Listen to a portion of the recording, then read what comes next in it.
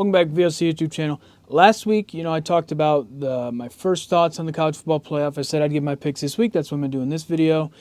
And so I'm going to run it down the 4 games for this week. It is playoff week, the new expanded 12-team playoff. How is it going to look?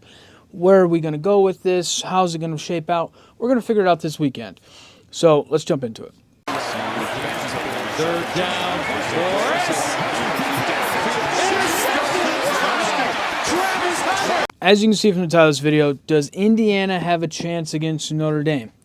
I believe that they do. I will pick and talk about that game last, just being as a Notre Dame fan myself, being involved in kind of the South Bend area with what I do and just kind of being encompassed by it and kind of hearing about it every day, being talked about every day, living here. It's a big deal. So I'm going to talk about that game last.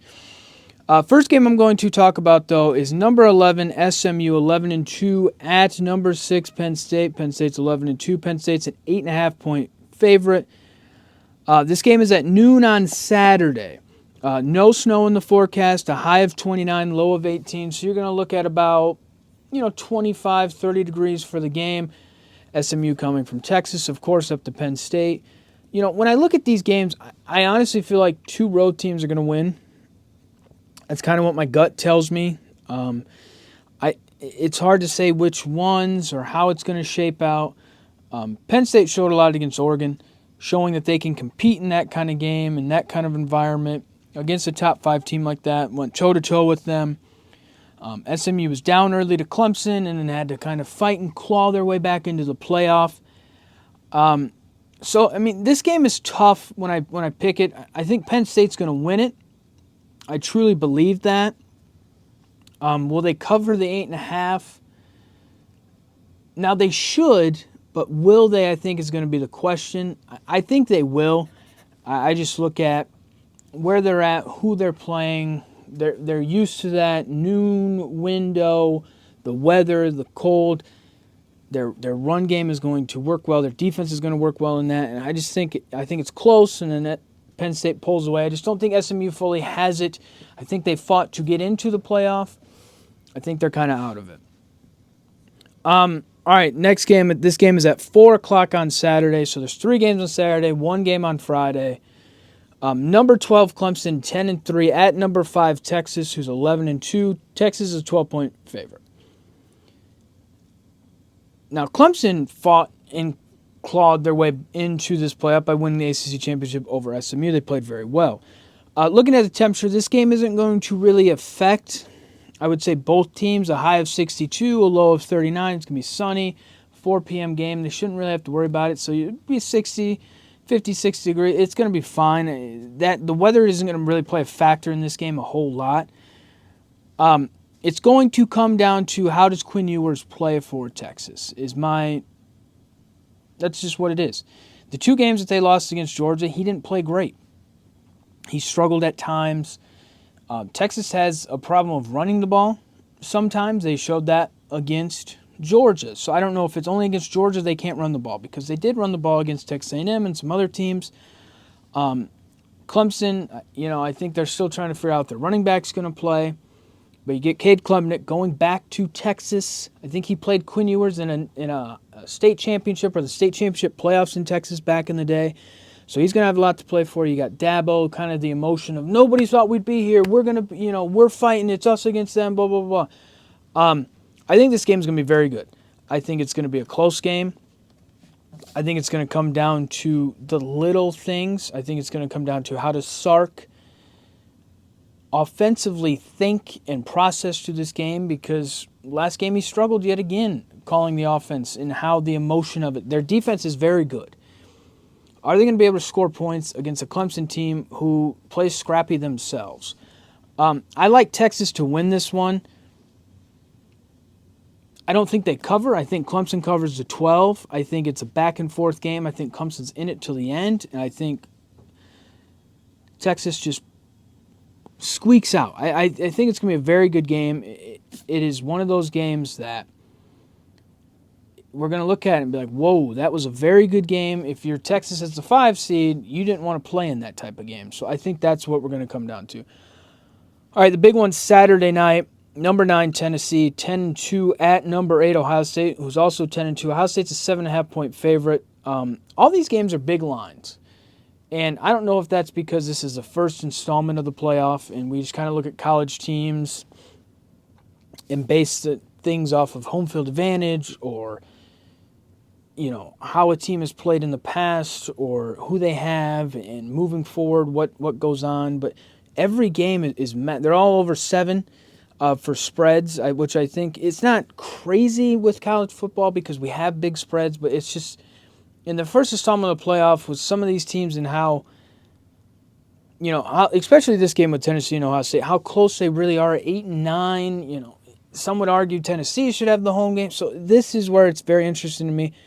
Like I said, the game is at 8 on Saturday, a high of 30, low of 21. It's going to be part of the college. So weather's not going to really play a factor much when it comes to precipitation. Coldness, I don't think is really going to affect Tennessee that much. Josh Heupel talked about it when they had him on the selection show a couple Sundays ago, where he was like, it gets cold in Tennessee too. Like, we played in 40s. Like, that's not going to be a problem. I think this is a game. I have two thoughts on this game. And it's either you get a pissed off Ohio State team that's ready to prove that they're talented and they can win, or you get a team that is just shell-shocked and doesn't really have much to play for in their minds. They're kind of over it. The season, there's been a lot of talk, and they can't handle it. So it's two-way. I don't think it's going to be – I think it's either they're going to blow out Tennessee or they're going to get blown out. I don't think there's going to be much closeness here. My first inkling was Ohio State's going to win the game. That was my first inkling. But the more I think about it, there's something about Tennessee that I really like. So I'm going to pick Tennessee to win this game. There's something about it. They can run the ball. Their quarterback is played in big games in the SEC. I'm not really worried about that. They have a defense. Their defensive line is very good. Ohio State struggles on their offensive line. They couldn't run against a Michigan team. Even if Michigan was depleted on the back end, they were hung out to dry, Ohio State was, because of how good the front was for Michigan. So I think this game kind of plays into Tennessee a little bit. It's going to be interesting to watch it play out, but I do think Tennessee wins. And then the future of Ryan Day, I don't know what happens. I don't think they're going to fire him. But if they lose this game at home, it's going to get dicey. But I just think Ohio State has a lot of stuff going on that isn't really necessarily all football related in good ways. It's not similar to me than, a couple years ago when C.J. Stroud and them, they lost to Michigan and they came out and should have beat Georgia. They don't have C.J. Stroud on this team. Will Howard is not that. So I'm a little leery about this with a very good Tennessee team going into Ohio State. I think they beat them. All right, on to, the biggest game I think around here, especially where I live. We call it Michiana. For those that do not know it, Michigan-Indiana border. Surrounded by Notre Dame. Without Notre Dame, this area is nothing. They're playing an in-state school. I wouldn't call them rival. They don't really play. There's not much of a rivalry there. I think it's twofold. I think Indiana looks at Notre Dame as like, football school. Like, we kind of look up to them in that. And then I think basketball-wise, Notre Dame looks at Indiana and they look up to them. So I wouldn't say this is a rivalry. They haven't played since 1991. Indiana 11-1. Notre Dame 11-1. Notre Dame's a 7-point favorite. I thought the line would go down a little bit more. I thought it'd be 5.5. I mean, it still could move. We're a couple days out. But I thought the money would be on Indiana a little bit more. When you look at these teams on paper, like, Notre Dame should win it. Notre Dame should dominate them when you're just looking at what they have. But I think the most common denominator for me as a Notre Dame fan watching this game is Curt Cignetti, the coach for Indiana. He's a guy that doesn't make mistakes twice. He talked about Ohio State, the noise, the atmosphere kind of got them. It was a little bit bigger than they anticipated. They weren't ready for that. They've prepared for that. I think the biggest thing that's going to hurt Indiana in this game is the weather. And I know you're going to say, okay, they're an Indiana team, like, it's cold. Yeah, they are, but the weather that we could potentially have here for this game doesn't really benefit Indiana. So there's a high of 33, a low of 22, 65% snow. Now, most of the snow, from what these intelligent weather people have been saying, is it's going to come like Thursday night into Friday. So not necessarily during the game a whole lot. There may be a few flurries or whatever, but there's going to be some wind.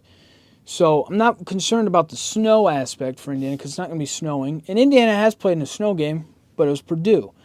But I think the way that they want to play, they kind of want to stretch you out. They want to take shots. If they don't take shots, it's going to be a back shoulder. And they're going to stretch you out to where they can run the ball. That's what they want to do. They had success of running the ball against Ohio State. They got down and they couldn't keep it up. Their biggest thing is pressure. Can Notre Dame bring pressure? Can Notre Dame bring pressure but also handling a secondary? That was a problem against USC. So there's a lot of – this is a twofold game here. It's very interesting. It makes me nervous as a Notre Dame fan. Like I said, the line's 7. I've kind of gone back and forth on this. Like I said, I think 2 road teams are going to win. But I'm going to ride with Notre Dame. As a Notre Dame fan, I got to have belief in this team. I think this team is very talented going up against Indiana. I think Notre Dame wins, but I don't think they cover the 7. I think it's going to be a close game. It's going to be one of those games where it's going to come down to maybe not the last drive, but the second to last drive. I think it's going to be close throughout.